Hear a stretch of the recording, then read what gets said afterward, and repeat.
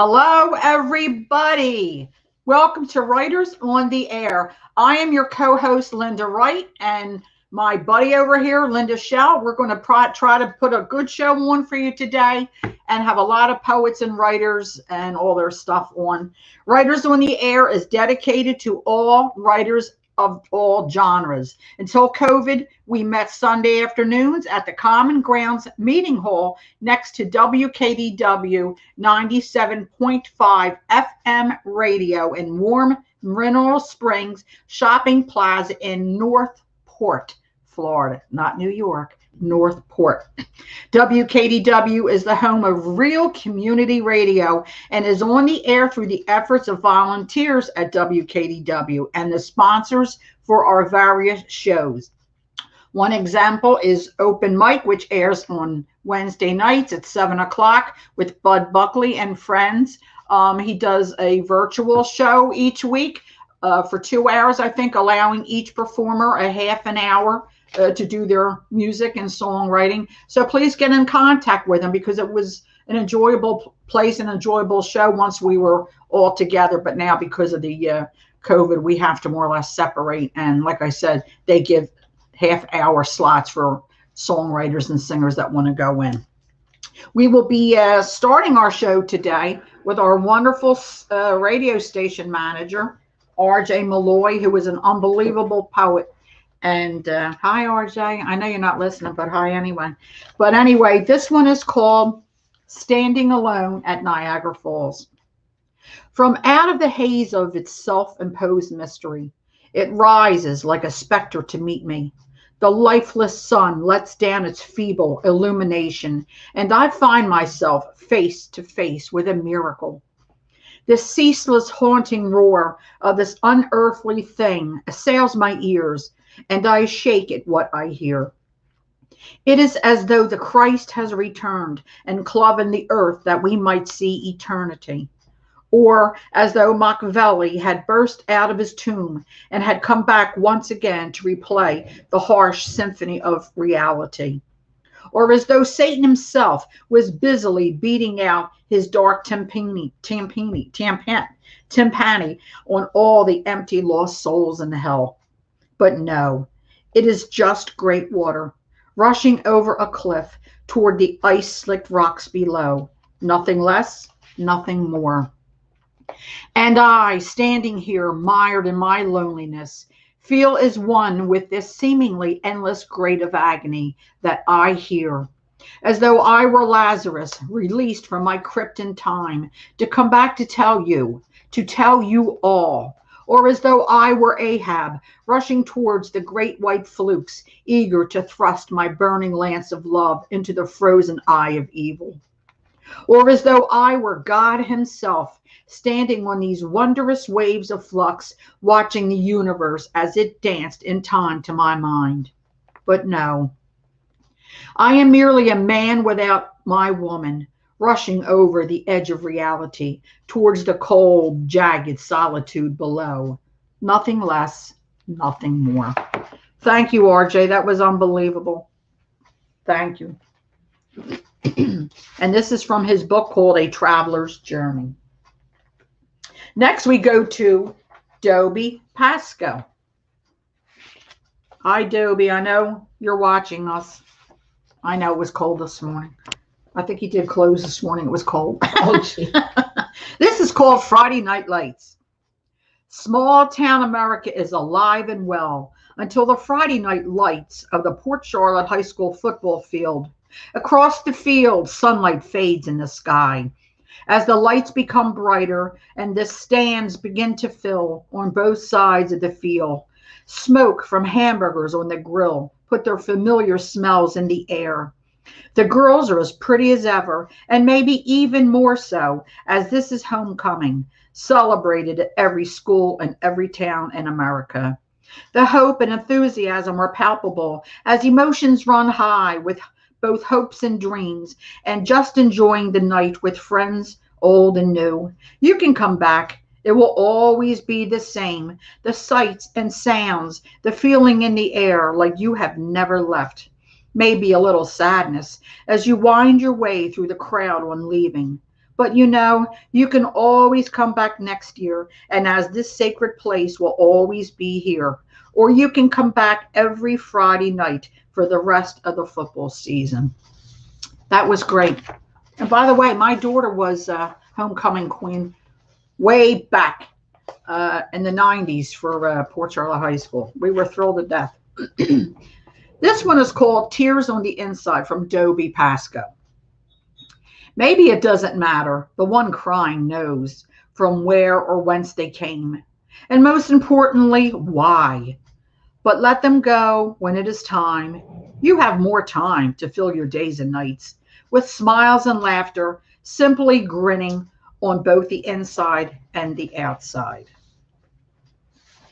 Okay? And we'll keep that for now. Now, this is from our darling Emma Fikes Alberts. We're trying to get her hooked up so one of these Tuesdays she can join us. And I'm going to try to go over there this week to see if I can sit with her and we can both figure out this stuff. You know, this is called, and I love this, this is called Time for Tea. All was ready. The table was set with the finest silver and overflowing with confections of every kind. The clock struck the afternoon hour of 4. At precisely the same moment came a knock upon the door. For one brief moment I panicked. The fear of what I was about to do gripped me. Has anyone ever dared such a bold act as inviting time for tea? Surely if this ploy of mine should fail, the wrath of the heavens will fall upon my head. I gathered my courage and smiling sweetly opened the door. Oh, my surprise when a kindly, fatherly face met mine. Right on time, said he with a twinkle in his eye. My fears melted as I led him to the table of temptations. We passed the time amiably and spoke only of things what evoked feelings of warmth and camaraderie. I shook my head in disbelief as he told me that people consider time the enemy. As we chatted on, I peered cautiously over his shoulder to the barometer of the plan of the clock on the wall. It was still 4 o'clock, and yet we had passed many hours. I began to chatter on nervously, my voice rising a pitch. I was fulfilling a dream of many lifetimes, making time stand still. No sooner had the thought crossed my mind when he rose abruptly. I must fly, he said. Wait, I cried. Time and tide wait for no man, he replied. Please, I begged, have more cake tea. But alas, he slipped away, leaving but a few grains of sand as testament to his presence. I smiled victoriously. 2 hours, however, small was a triumph. I heard the clock begin to strike the hour. Smugly, I stared at the closed door as I counted the chimes. 6 o'clock! What a fool I had been to think he was on my side when all the while he was simply passing time. I just absolutely love that. I already have it at the time. That was great, Emma. And I have one more for Emma. I absolutely love this. This was in her book, A Borrowed Moment. This is called A Journey by Emma Fikes Alberts. Like a train moving along the track, my words flow through my head. Click, clack go my thoughts until the train reaches the next station. A pause to write the words down before memory turns them to dust. Then forward to the next station as the thoughts click and clack, more poems and stories to tell. Someday the train will come to rest forever at the final station, but my words will go on forever. I believe we all have one single moment in our lives that shapes us and makes the difference between defeat and survival. By Emma Fikes Alberts, from An Important Day. That's good. I have them all dated. And now we have Isilday Hunter. And she sent this to us, and she found a new surprise in her life, a newfound family. This is by Isolde Hunter. A life surprise dedicated to my newfound family. I've lived so long my dear ones fell asunder, leaving this heart alone in anguish. Why? When would time bring me darkness with the thunder? When would it be my turn to make friends cry? My lengthy years grew emptied in ambitions, just dried up dreams replaced one active hours. Malaise with age brought painful new conditions, which sapped the strength that energy empowers. But then, near a conclusion, life surprised what unexpected treasures fell to me. Of my own flesh and blood they were comprised. Ancestry had revealed new family. Called half sisters and brothers, they were whole. Each welcomed warmly me, the missing piece of puzzle our elusive dad once stole. For he had wandered far and never ceased. Deep in my heart, renewed hope harmonized with strains of foreign symphonies of love. Part of a mystery at last realized, which surely was a blessing from above. Today, this setting sun, the autumn leaves, those southbound flying geese and butterflies, do not bring thoughts of endings, but retrieve belief in reborn love through family ties. And this is dedicated with love and honor to the Rivera members of my newly discovered family, Victor M. Rivera Graham, Jules Rivera Graham, Barbara Rivera, Violet Leslie Foley, John McHugh, and Carmen McHugh. God bless us all. She is thrilled to death. That was wonderful, Lizzie. Thank you so much. And I have one more from Izzy. How Grandma Recycled. Aluminum foil, Grandma rolled in a ball, then crammed in her closet to store, eventually growing to giant proportions to be of some use for the war.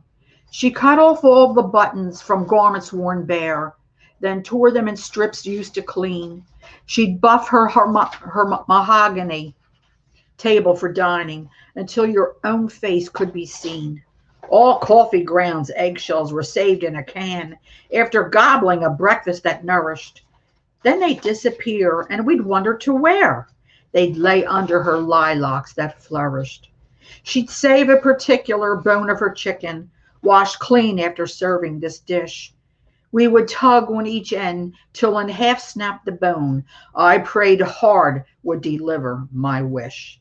And this is from her book, From Burnished Ballads Wrinkled, from Isolde Hunter. And we hope also that you are feeling a lot better. Okay, now this one is from Umwa. That's me. Okay. And this was dedicated to all of my friends and classmates, we won't say what year, who have passed too soon. This is called Once Upon a Precious Spring. Children in the springs of life, playing baseball, marbles, jump rope, tag, running, running, running across fields of imaginations, while giggling can be heard amid screams of pure joy. Dandelions, wishful weeds float in the air, akin to an enclosed snow globe, surrounding innocence of then, as sun's rays cast its warm glow on the youth of tomorrow.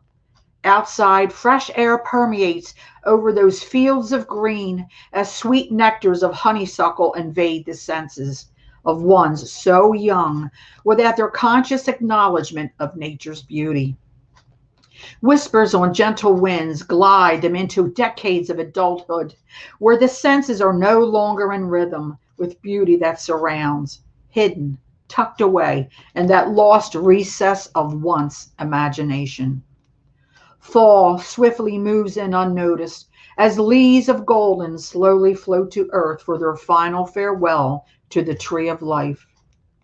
Sweet smells of honeysuckle again arouse the senses as memories of that season's youth and dandelions, wishful weeds drift into view as those children of that once precious spring can be seen running and giggling across fields of green toward the light of the sun. Okay. And this one is called The Train Ride to Nowhere. Yeah, I just keep that with me. That's from my list. Just talking to my buddy over here. This is called The Train Ride to Nowhere by Linda R. Wright, which is me.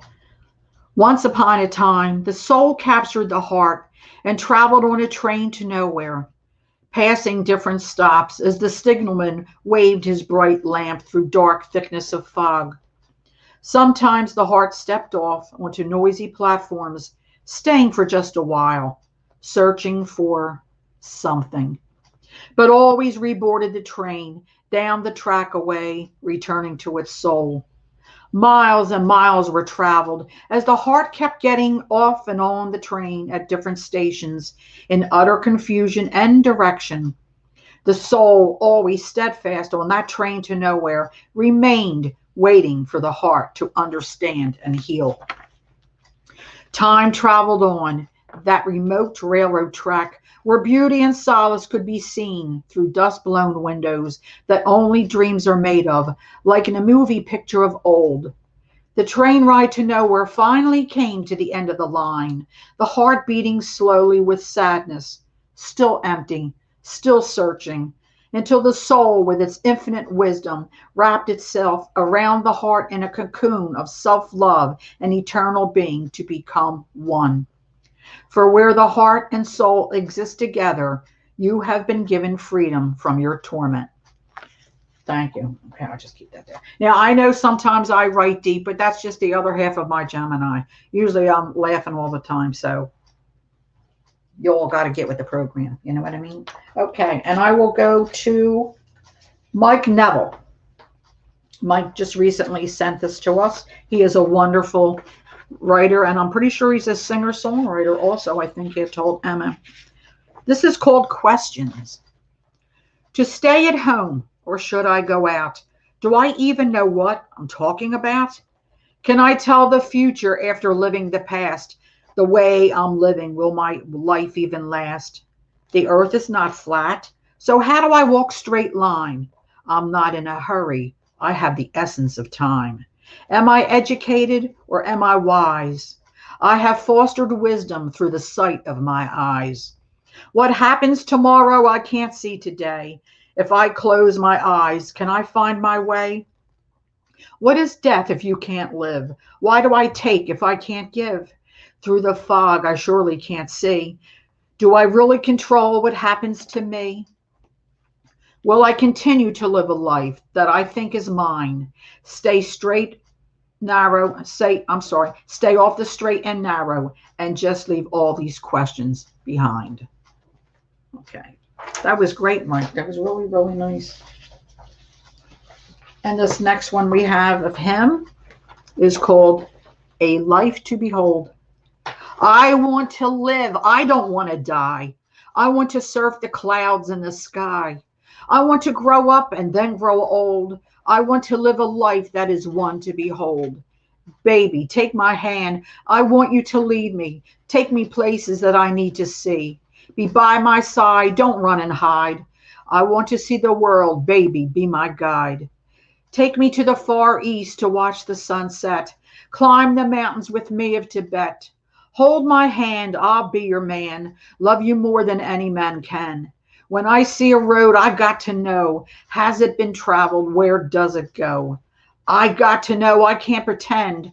Roads are like life. They all come to an end. Baby, take my hand. I want you to lead me. Take me places that I need to see. Be by my side. Don't run and hide. I want to see the world. Baby, be my guide.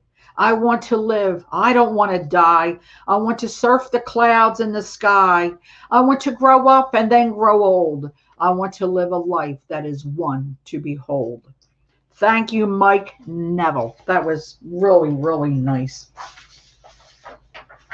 And now we have one of our regulars, Steve Lind.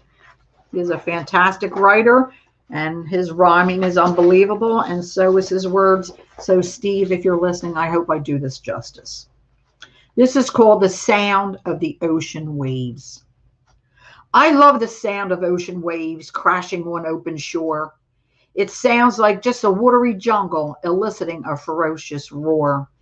The sea is a predatory hunter with many a ship's score, and Neptune sits at its solid gold table, haunting the ocean floor. I love the sound of the ocean waves with their mystic rolling crescendo, streaming forevermore. It's like the sound of your soul making peace with the universe from outer space to the planet's core.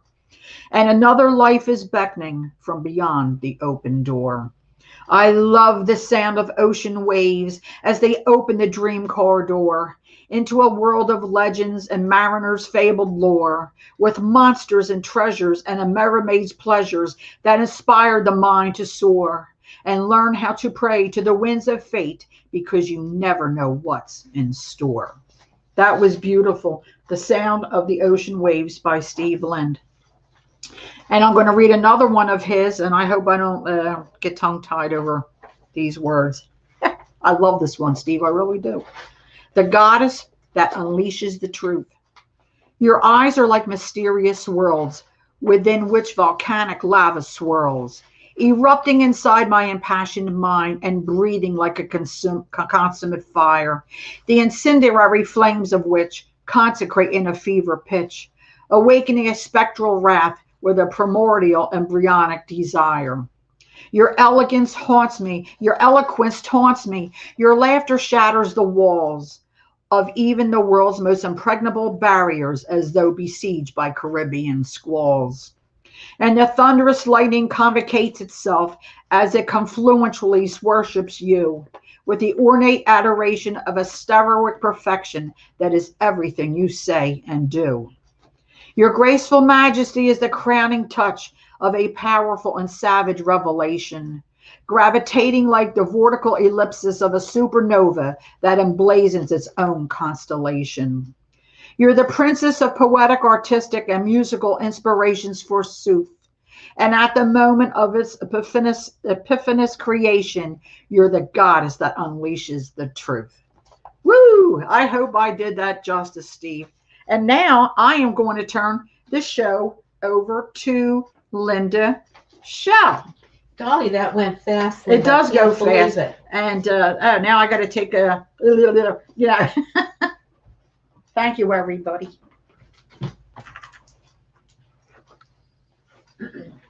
Thanks, Linda. Oh, thank you, Marie. Marie put my books up on the screen. Right.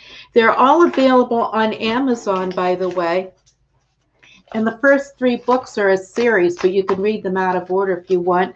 I did a great deal of research so the children can learn a lot about history, even though they're reading a funny book that's a fantasy. Okay, the first book on our list is from Sheila Calhoun. She's our happy lady from Scotland. She said, we had a great fun when we were young. That's the title. And that's Sheila and her husband. He goes with her everywhere.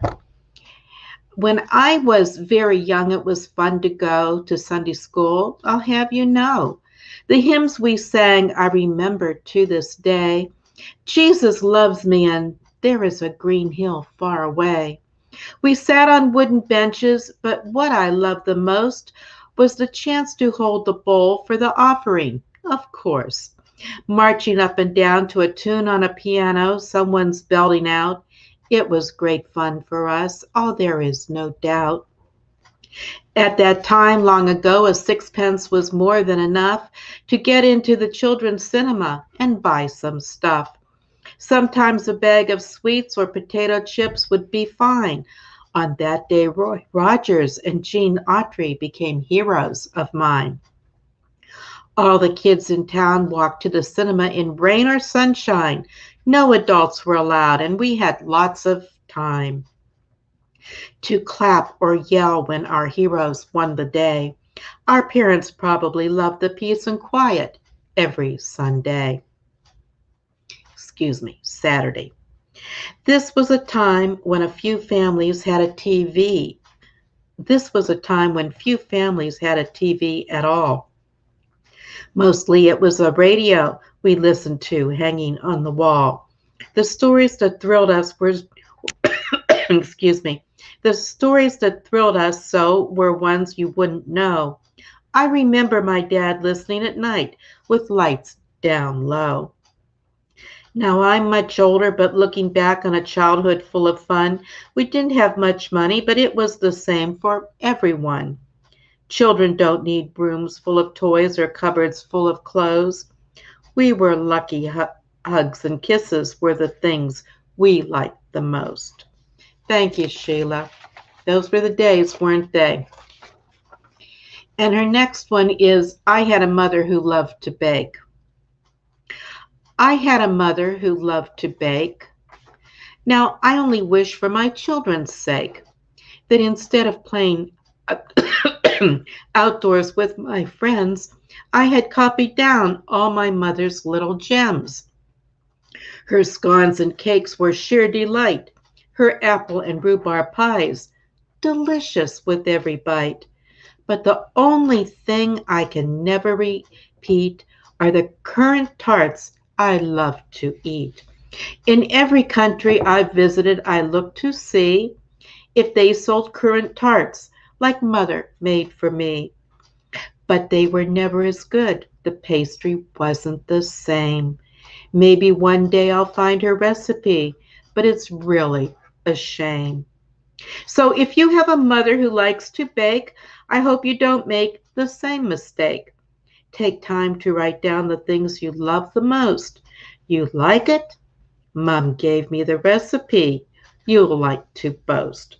Thank you, Sheila. You know what I'm looking for is my grandmother's cucumbers, and I've been told that I'll never find them because she used the top milk or the top cream from the cow, not pasteurized. So I don't think I'm going to find it.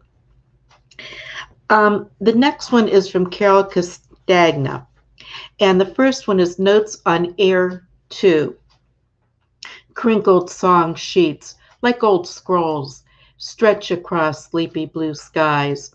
A summer rain against white cloud puffs drifting.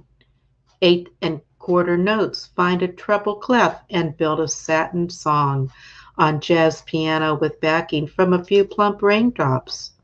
Here, in a slow, sweet downward spiral emerges an amusing etching of sight and sound, a cornucopia of whimsy and daydreams. Boy, that was something. Thank you, Carol. And your next one for Carol is Love Story. 2 happy little kites soaring, dancing entwined then, free falling, dancing earthward, only to reach again, lazily toward the heavens, like you and me in sheer abandon, entwined, untwined, entwined again and again, loving you, loving me. At night, in your arms, you squeeze me as though it's the first time. And the music plays on and into the autumn and winter of our years together. And we're dancing, free falling, then stargazing, reaching and soaring toward heaven. Thank you, Carol. I'm going to take a sip of coffee. If you haven't noticed, I've got something in my throat. Whoops, Linda, that's yours. Oh, well. Okay. Linda likes cream. Yeah. I like mine black. All right, the next one from Carol is called Bliss. A love enfolding, campaign bubbling, embrace occasion, cooing caresses melting against the cool night song, captivating moments in the morning sun, passion surge, then soften. A man and a woman in love, their romance slipping into a sleepy purr. Thank you, Carol. And the last one from Carol is, what do you see, little darling? Your tiny toes sinking into the ocean-wet earth. The sun's rays form diamonds on the sea. The breeze hugs your tiny frame.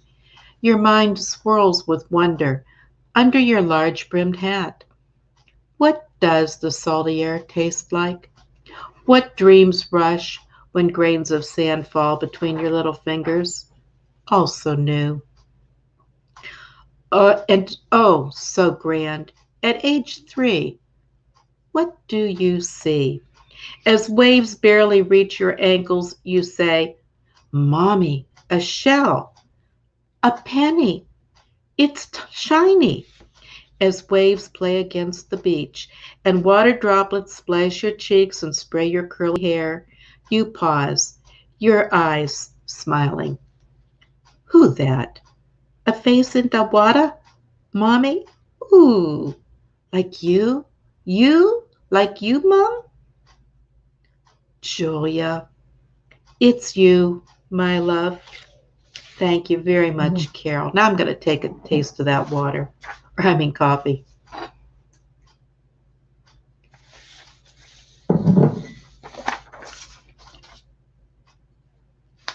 And I'm going to go with Alan Hodgson, our airplane pilot. It's called A River's Journey.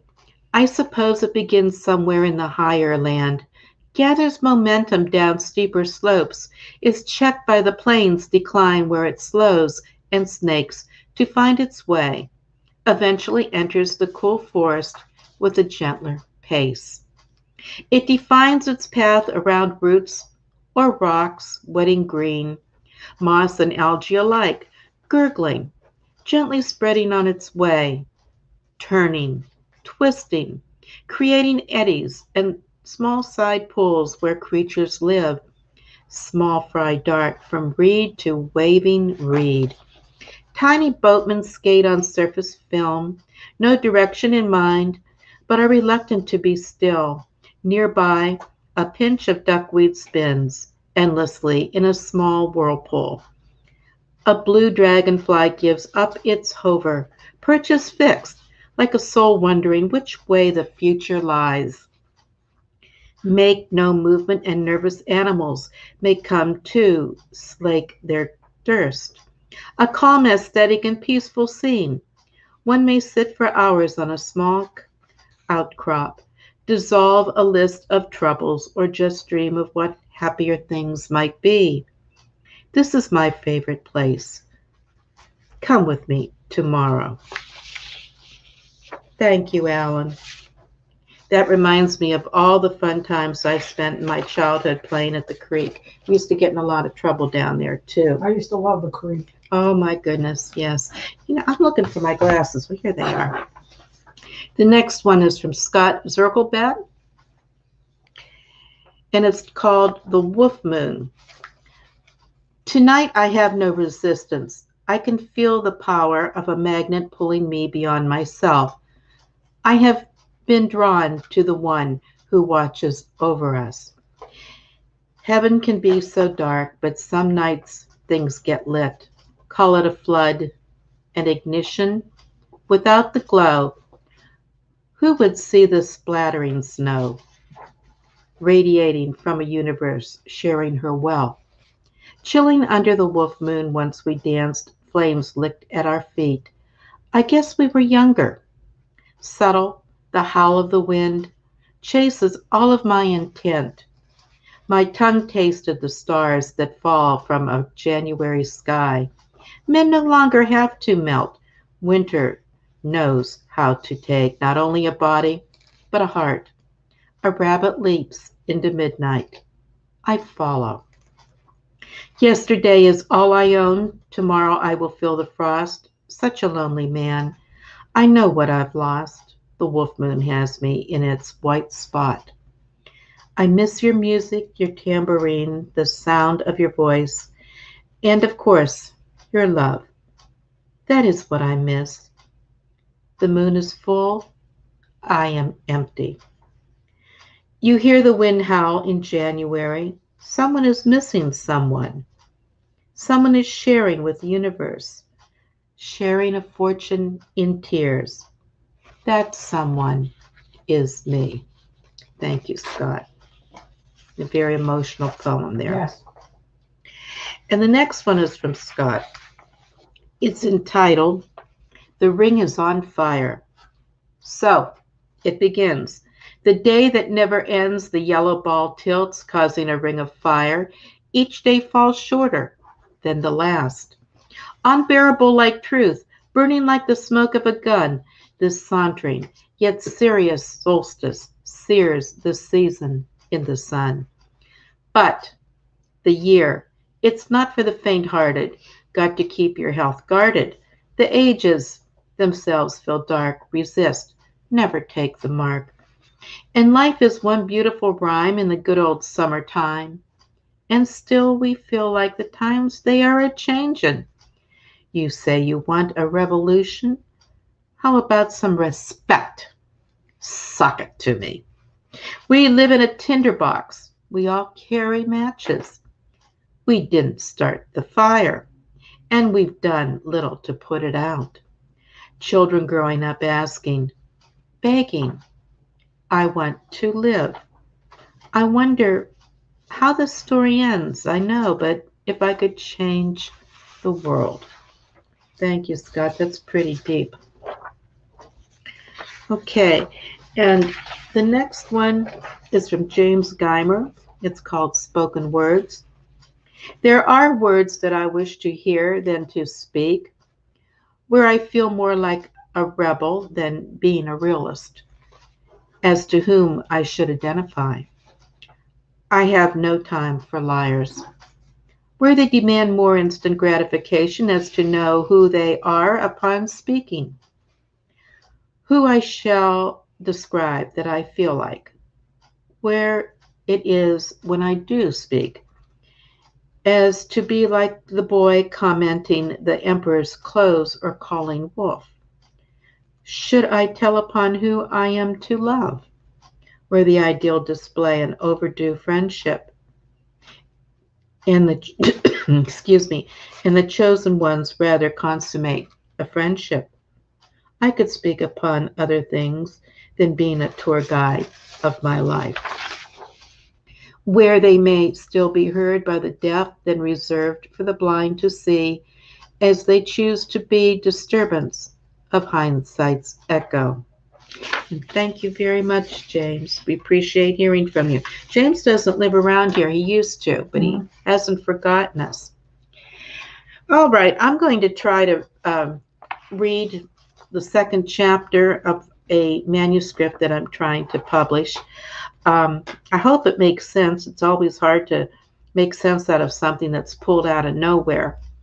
In my story, my protagonist is an 11-year-old girl, and she was in a bicycle accident.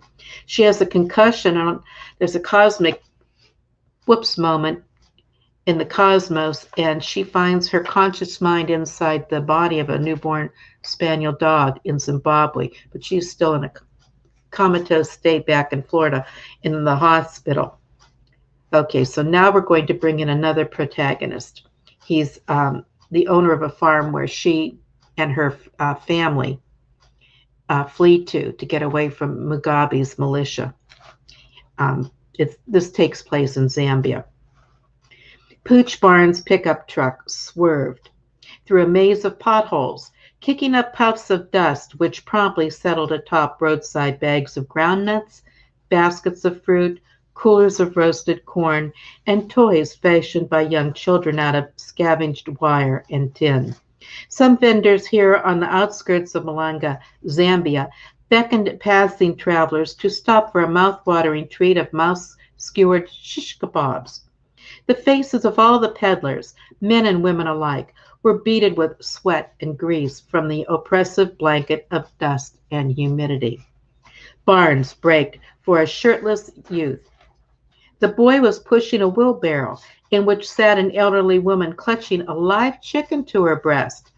While waiting for the pair to cross, Pooch took a hearty bite from an ear of roasted corn and with his other hand reached over and gave an affectionate rub to his companion's neck.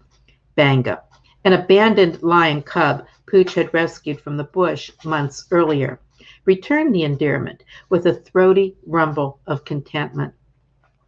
The heat, stifling even at this hour, did not bother Pooch. He had lived with it all his life.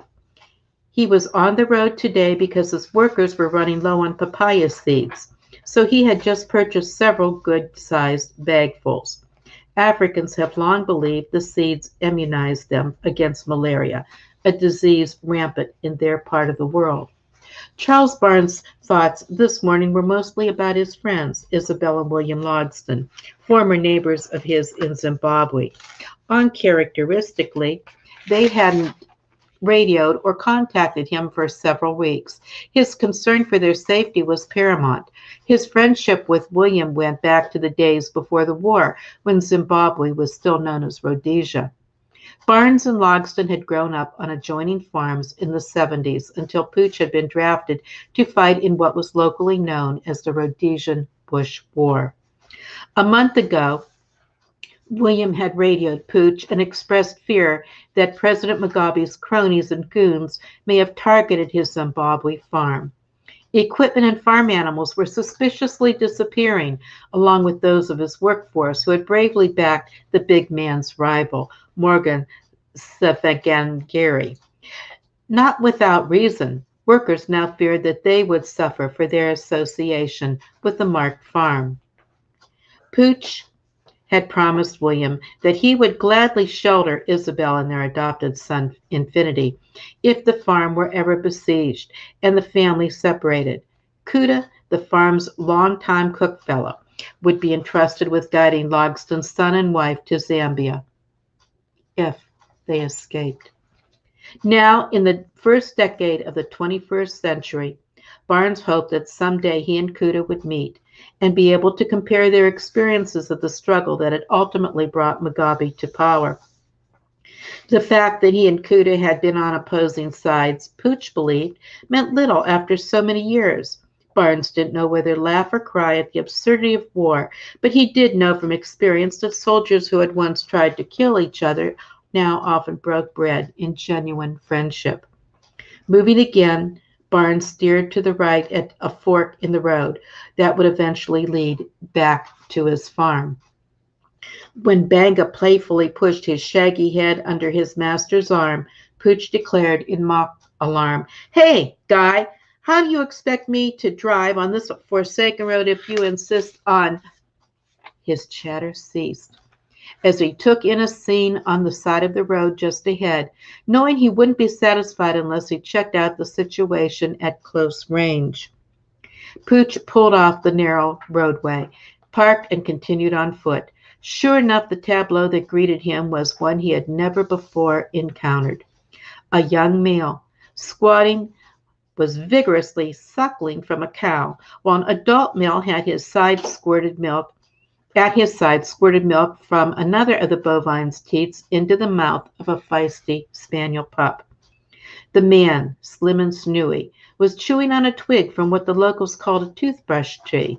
Spotting Barnes, the man beamed a friendly greeting and continued feeding the young dog. Only in Africa, Pooch thought. Where else might you pass a bend in the road and come upon a youth and a dog both taking nourishment from the same cow at the same time? It was crazy. But this being Zambia, it was also no big deal. Boswa, the man said, as he lifted the milk-dribbling dog up into his arms. Good day to you, sir. Perhaps you can help me. I am looking for Boswa Charles Barnes. My Boswa Logsdon in Zimbabwe calls him Pooch. Do you have any... Clarissa gently spread her doggy jaw around the hand of her protector. Stop squeezing me so hard, is what she wanted to cry out in human words. The good-natured man ignored what he considered nothing more than typical young dog behavior and awaited the white man's response.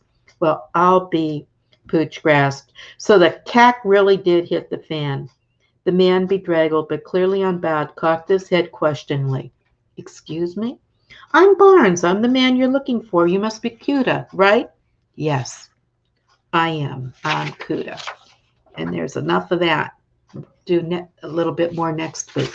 Now, if you folks want to have us read anything, please send it to Schell. There it is, right there on the screen. See, Schell, Schell, the number 2 at Verizon.net.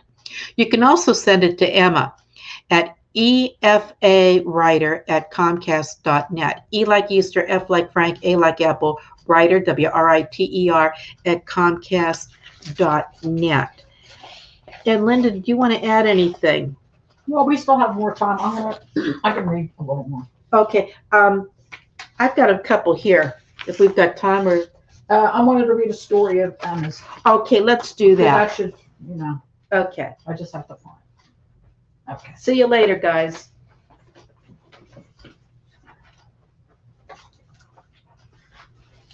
Oh yeah, we have like 6 minutes, I think. So Emma, we're going to put you back in the spotlight. She wanted me to read this before. So this is called What is Forever? It was December 1948. Christmas was only a few days away. I was 14 years old and felt very grown up. I started wearing lipstick that year, and I had a boyfriend, Rob, who was 15. Actually, I had been wearing lipstick for the past year, and Rob was my second boyfriend. This was the year my parents officially let me wear lipstick and have a boyfriend. It was a particularly cold December, and the air had the feeling of impending snow. Rob and I stood in front of my Philadelphia row home and clung to each other to keep warm. I looked up at Rob, who at 6 feet towered over me, and could see the love in his eyes. We had fallen in love that past summer when we met at a local movie house. He was so handsome, with his winning smile that showed off his perfectly shaped white teeth. I loved the way his brown hair fell over his left eye as if it had a will of its own. He had a shyness about him that was belied by the light that shone in his pale gray eyes. His eyes were the most endearing thing about him. After the 10th kiss of the night, Rob said, "I have your Christmas present with me. Do you want to open it now?" "Okay," I replied, "I have one for you." The night was dark, so we had to go a few feet down the street, where we stood under a street lamp. Then, reaching into the pockets of our matching navy pea coats, we handed the brightly wrapped gifts to each other. "You go first," he said. I quickly tore off the wrapping to find a small velvet box. I was delighted to see a gold locket in the shape of a heart. The locket opened to hold 2 small pictures. "I love it," I exclaimed. "I need a picture of you to put inside." "I don't have any pictures of myself," he said. "I'm getting a camera for Christmas, so I'll take one of you. Now it's your turn," I said. He opened the wallet I had given him and saw my picture inside. Tears well in his eyes. "This is the most wonderful present I've ever had. I can open it every day and see your face." I was so overcome with joy that I was unable to speak. We walked back to my doorstep and kissed one more time. "I'll love you forever," he said. I stood at the front door and watched him walk as he walked away. His shoulders were hunched against the cold. He stopped under the street lamp and turned to wave. I waved back and watched him pass under the street light into the night. That was the last time I saw him alive. He died 2 weeks later from an unknown disease called leukemia. He was buried on a gray January day in 1949 with his wallet and my picture tucked safely in the pocket of his blue serge suit. What is forever? Forever is a moment in time that lives in your heart. Sorry, Emma. This is from the book A Borrowed Moment. I just realized I did read this a couple weeks ago, and she wanted me to read one about the first, something about lipstick and stuff, and I thought that was it. But Is that available on Amazon? this is available. Yeah, I think it is available on Amazon. All her books are. Is that it? Yeah. And then of course she's got the other ones. All that is familiar and everything like that. Okay, I think we have like a few minutes. I wrote this a couple years ago when I was at my sister's farm. This is called Going to Put On My Walking Shoes. And that's what it's called. I see a path way ahead. It winds through woods where wildflowers spread. Crows are squawking yonder behind the old cow shed. Going to put on my walking shoes. I can see way down through wooded vale where light filters through that dusty trail. Jays keep chattering as the mockingbird sings, with gossiping ways and enticement it brings. Going to put on my walking shoes. surrounded amidst fern and vine, as nature screams from the old tall pines. Across the creek, a leaning tree I'd climb, gonna put on my walking shoes. Twirling, twirling, dancing under stars light, with the gift of glittered mist showering o'er me this night. Magic spreads to all creatures of this enchanted forest, where hunger is no longer, and all living things live in peace and harmony. Blossoming flowers are pollinated from bloom to bloom, and the cycle continues on and on. There is no woe to be found here on this side of that shallow creek, only to be gotten here by that leaning tree one has to climb over after putting on their walking shoes. Like I said, I wrote that at my sister's farm a few years ago. She sold it. It was getting to be too much for her. And she put in a lovely old house that was like more or less a few miles away. And I think we're coming down to the last minute. We really want to thank everybody for joining in. And we hope you've enjoyed today's show. I would really like to remind you, if anybody wants to submit a writing or poetry, just remember it is a family-oriented show.